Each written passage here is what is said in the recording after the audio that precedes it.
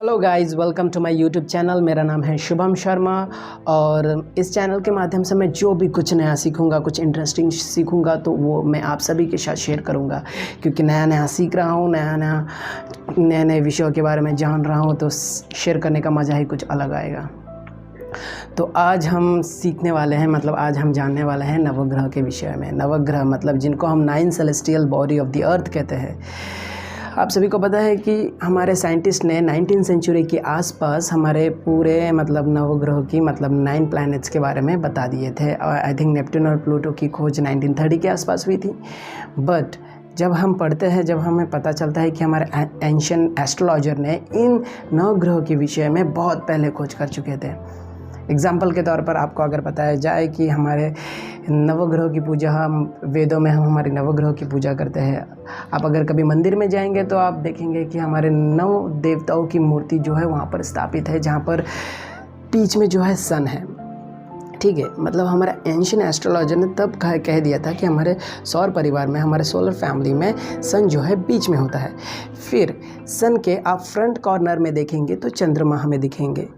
फिर चंद्रमा के वहाँ से आप क्लॉकवाइज आए तो चंद्रमा के बाद आएगा मार्स मतलब मंगल ग्रह, फिर राहु जिन्हें हम northern point of the moon कहते हैं, फिर आएगा शनि मतलब सैटर्न, फिर आएगा केतु मतलब southern point of the moon, फिर बृहस्पति मतलब जुपिटर, फिर मर्क्यूरी मतलब बुध, फिर वीनस मतलब शुक्र।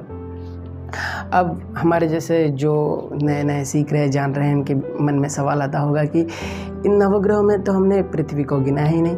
वो इसलिए है क्योंकि हमारे एंशिएंट एस्ट्रोलॉजर इन 9 सेलेस्टियल बॉडी को, इन 9 हेवनली बॉडी को पृथ्वी के 9 हेवनली बॉडी मानते हैं। मतलब इन 9 सेलेस्टियल बॉडी से हमारी पृथ्वी जो है कई तरह से इन्फ्लुएंस्ड होती है।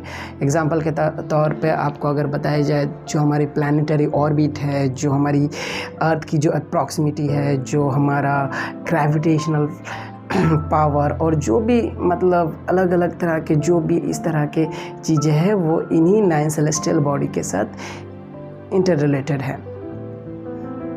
आपको अगर नवग्रह मतलब जो संस्कृत वर्ड है नवग्रह, इसका अगर हिंदी मतलब बताया जाए तो नव मतलब 9 और ग्रह मतलब ग्रहण किए हुए, मतलब धारण किए हुए, मतलब होल्ड किए हुए। So the earth means the 9 celestial body of the earth, जो ये 9 जो ग्रह है वो अर्थ के साथ होल्ड किए हुए हैं। और इसी के आधारित जो भी है हमारी ज्योतिष विज्ञान है। हमारे इंडियन एस्ट्रोलॉजर इन्हीं के आधारित ज्योतिष विज्ञान करते थे, तारों की भाषा समझते थे, भविष्यवाणी करते थे, एंड अप्रॉक्सीमेटली ये कैलकुलेटिव होते थे, इसलिए ज़्यादातर सही होते थे। कितना इंटरेस्टिंग है ना कि हमारे एंशिएंट एस्ट्रोलॉजर मतलब हमारे जो कल्चर, हमारे जो एंशिएंट नॉलेज है वो इतनी एडवांस थी। जो अभी साइंस जो खोज रहे हैं वो पहले से खोजे जा चुके थे। मतलब हम कभी सोचते थे कि ये सब शायद एक ब्लाइंडली कॉन्सेप्ट है, but now we can say that we are very proud that we are not blindly worship anything.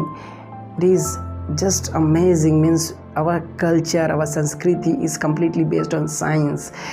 It is based on calculative theory. Means we are not worship just the statue, we are worship nature and science. और आपको बता दें, शायद आपको पता भी होगा कि हमारे जो सप्ताह के नाम हैं, मतलब रवि, सोम, मंगल, बुध, इन सप्ताहों के भी नाम इन नवग्रह के आधारित रखे गए हैं।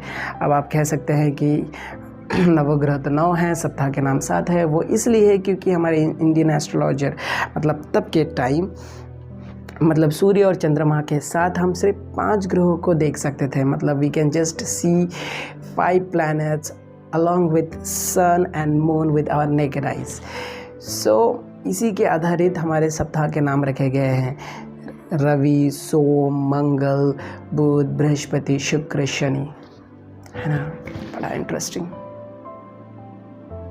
आई फील सो इसी तरह हम लोग मतलब इसी तरह हम हमारे चैनल में कुछ ऐसा एंशिएंट नॉलेज जो एंशिएंट नॉलेज के बारे में बात करने वाले हैं, और उसके साथ हम लोग उसके साइंटिफिक साइड के बारे में भी बात करने वाले हैं। सो मज़ा आ रहा है, सपोर्ट कीजिएगा इस तरह की मतलब नए नए कॉन्सेप्ट, नए नए टॉपिक्स, नई नई चीज़ें आपके साथ शेयर कर पाऊँ।